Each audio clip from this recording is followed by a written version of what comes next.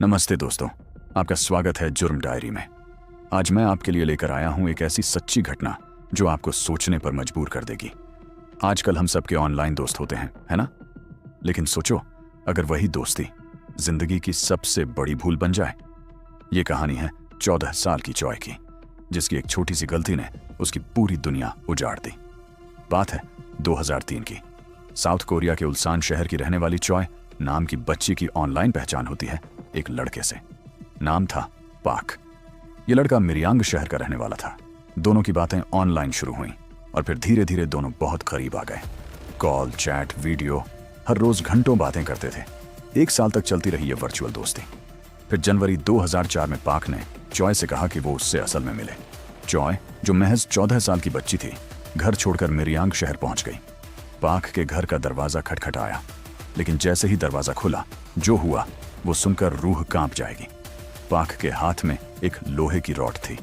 उसने बिना कुछ बोले वो रॉड सीधे चॉय के सिर पर दे मारी। बेहोश चॉय को घसीटते हुए अंदर ले गया। लेकिन अंदर जो था वो और भी डरावना था। वहां सिर्फ पाक नहीं, उसके 11 और दोस्त मौजूद थे। उस रूम में उन सभी ने मिलकर चॉय के साथ अमानवीय व्यवहार किया और इस दरिंदगी को उन्होंने कैमरे में रिकॉर्ड भी किया ताकि बाद में ब्लैकमेल कर सकें। यह सिलसिला रुका नहीं। उन लोगों ने उसी वीडियो को दिखाकर चॉय को हर बार मजबूर किया, फिर से बुलाया, फिर से वही सब दोहराया। चॉय की हालत दिन ब दिन बिगड़ती गई।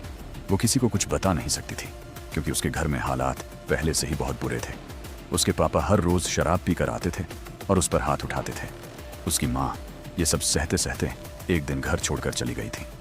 चॉय अब अकेली थी, टूटी हुई अंदर तक। वो लोग उसे ब्लैकमेल करते रहे, पैसे ऐंठते रहे और उससे वो सब करवाते रहे जो किसी भी इंसान के लिए सोच पाना भी मुश्किल है। स्कूल बस, प्लेग्राउंड, यहां तक कि पब्लिक वॉशरूम तक में उसे परेशान किया गया। ये सब कैमरे में रिकॉर्ड भी होता रहा। हद तो तब पार हुई जब उन्होंने चॉय को मजबूर किया कि वो अपनी छोटी बहन और कजिन को भी लाए, और फिर उनके साथ भी वही सब किया गया। ये सब होते होते चॉय अंदर से पूरी तरह टूट गई। फिर एक दिन उसने स्लीपिंग पिल्स खाकर अपनी जान लेने की कोशिश की, लेकिन वक्त रहते उसे अस्पताल पहुंचा दिया गया। डॉक्टरों ने जब उसकी मेडिकल रिपोर्ट देखी तो दंग रह गए। उसके शरीर पर जख्मों के निशान थे, अंदरूनी चोटें थीं। रिपोर्ट में सामने आया कि 44 से 100 लोगों ने उसके साथ गलत किया था, एक बच्ची के साथ। जब ये बात उसकी आंटी को पता चली तो उन्होंने 25 नवंबर 2004 को पुलिस में केस दर्ज करवाया। लेकिन असली दर्द तो अब शुरू हुआ। पुलिस ने न सिर्फ उसके साथ संवेदनहीनता दिखाई, बल्कि उल्टे उसे ही दोषी ठहराने लगे। पूछा गया, तुमने उन लोगों को उकसाया तो नहीं? क्या तुमने खुद उन्हें बुलाया? कोई महिला पुलिस नहीं दी गई। उल्टा मीडिया में उसकी पहचान तक लीक कर दी गई।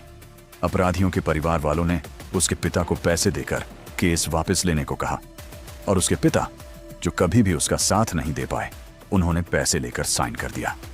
इन पैसों से चॉय की जिंदगी नहीं बदली। वो पढ़ाई पूरी करना चाहती थी, लेकिन किसी कॉलेज ने एक पीड़ित लड़की को दाखिला देने से मना कर दिया। नौकरी नहीं मिली और उसकी जिंदगी वहीं थम गई। सोचिए, एक मासूम बच्ची के साथ ऐसा हुआ और कोई भी उसका साथ नहीं दे पाया। ये थी जुर्म डायरी की दूसरी कहानी, एपिसोड 2। अगर आप ऐसी कहानियों से कुछ सीखना चाहते हैं तो चैनल को सब्सक्राइब जरूर करें। वीडियो पसंद आया हो तो लाइक कीजिए और कमेंट में जरूर बताइए कि आप इस केस के बारे में क्या सोचते हैं। मैं फिर लौटूंगा एक और कहानी लेकर।